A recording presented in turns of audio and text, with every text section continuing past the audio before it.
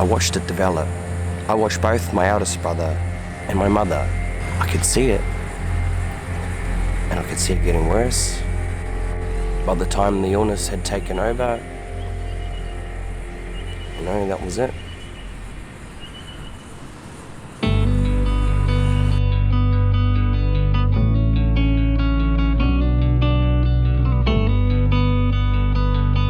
Every day, we are faced with problems and challenges. Many of them are trivial. Just the batteries are not in it. The batteries have been taken out. Somebody to fix up the mechanical part of it just needs batteries in it. It's all done by remote control. See that? Some challenges require great effort and persistence. Where did you find that? Across the road over there. Because I went down there and I saw it there and it's got wheels on it. Yeah. So I was able to wheel it. I pushed it up the road and across. But some challenges are just beyond our capabilities. I'm going to try. I'll try. We need another person. You reckon? Oh, absolutely. No, you can't do that on your own.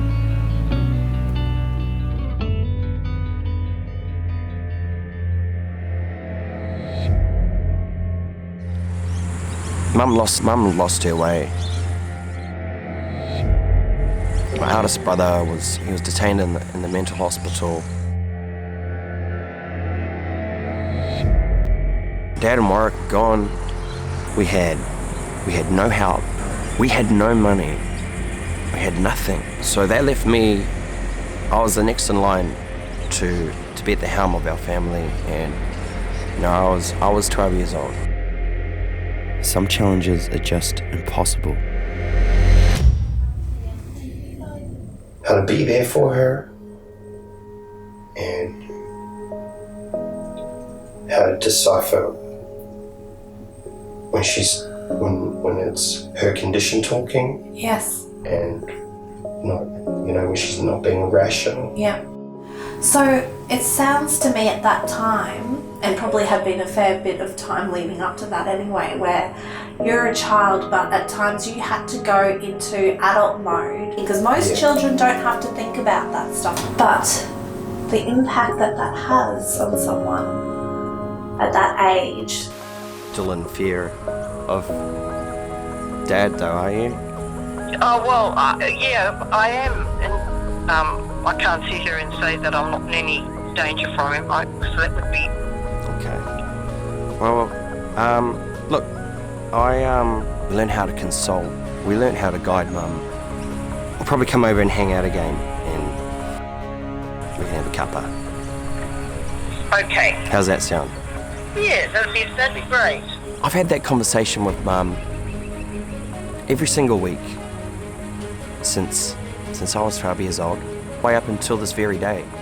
And I'll have that conversation with her next week, the week after, and it's part of my routine.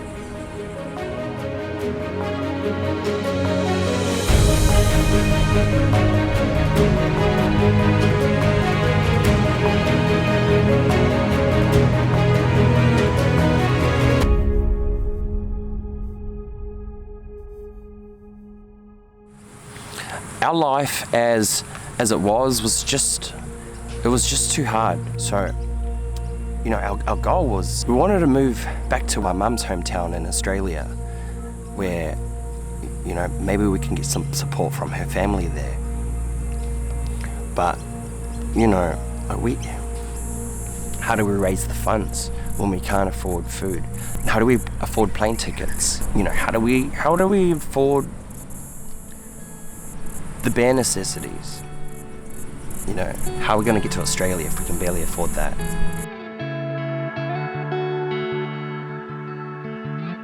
There was only one job that we could get.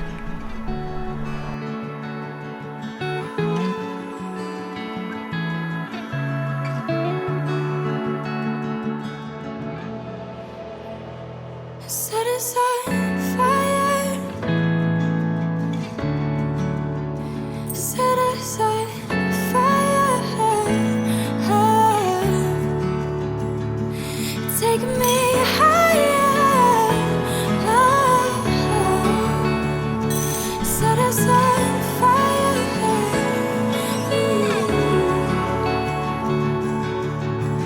Fire.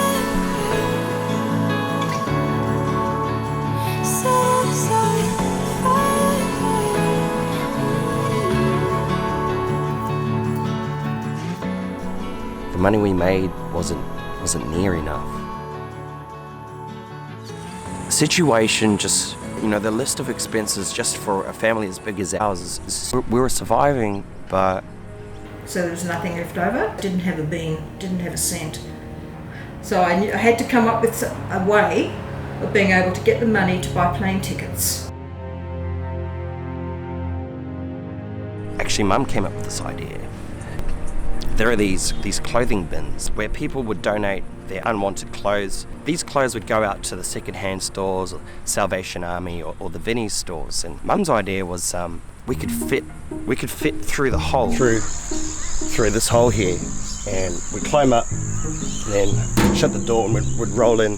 So they're in these bags, and you just pass them out, start stealing the clothes, and start handing them out to Mum, who was on the outside. This one time, I was handing the bags out, and the police rolled up. I was on the inside of the bin, and I could hear them, and I was like, fuck. And the police were like, what's going on here? And Mum froze. She was stunned. So my brother, who was on the outside, he's like, oh, we're just donating some clothes. All the bags that I'd passed out started tumbling back in.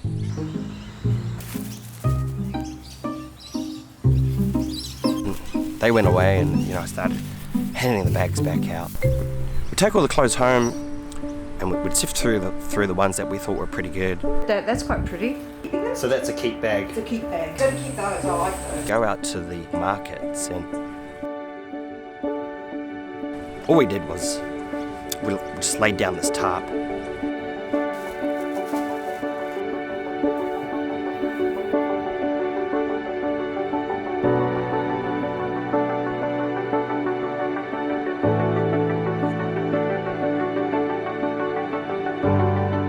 And we sat down on these crates and we waited.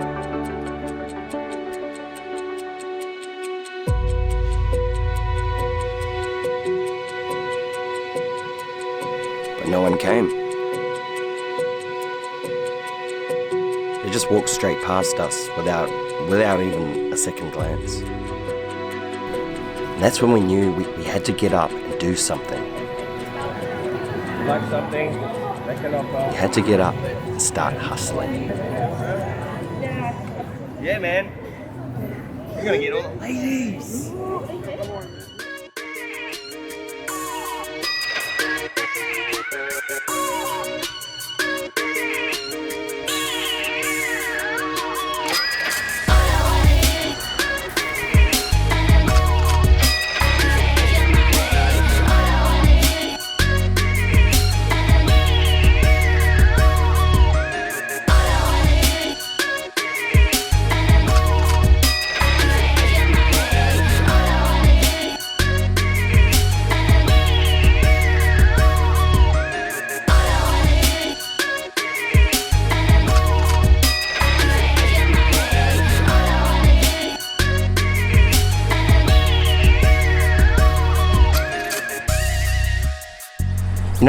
Mum, she used that money to feed us, and she always spent it on us and on the family.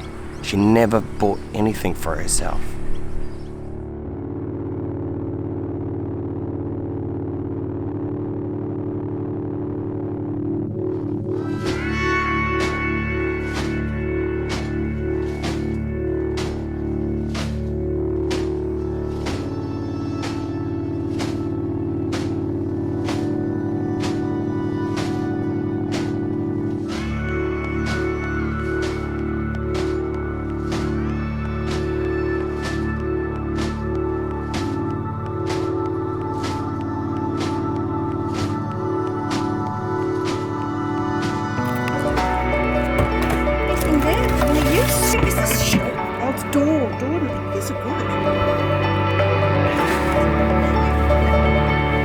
When people put their unwanted items, trash, or it could be an old bike or a couch or something like that, and that was one of our biggest opportunities to have nice things.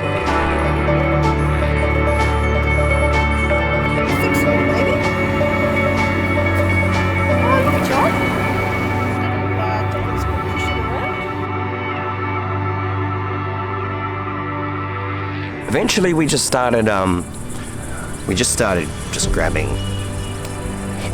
everything, anything that looked like it was valuable, anything that looked like, this is worth money. Want to try it? We'd go through all the streets and we'd just sift through. So we just started hoarding stuff. Oh, it's ice cold. Oh, look at that. It's a little mini fridge. What do you put in that?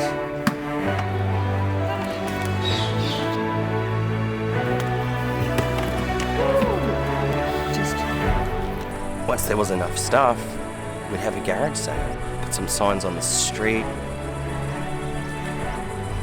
and people turned up. They'd buy all the things that we got from the streets. There's all this junk going around the streets and the curbsides. 4 weeks in a row, I did garage sales. Just to save enough money to afford the plane tickets. For us, that was our ticket too. It was a ticket to a new life and a fresh start. And with all that money, I bought the plane tickets to get us to Australia.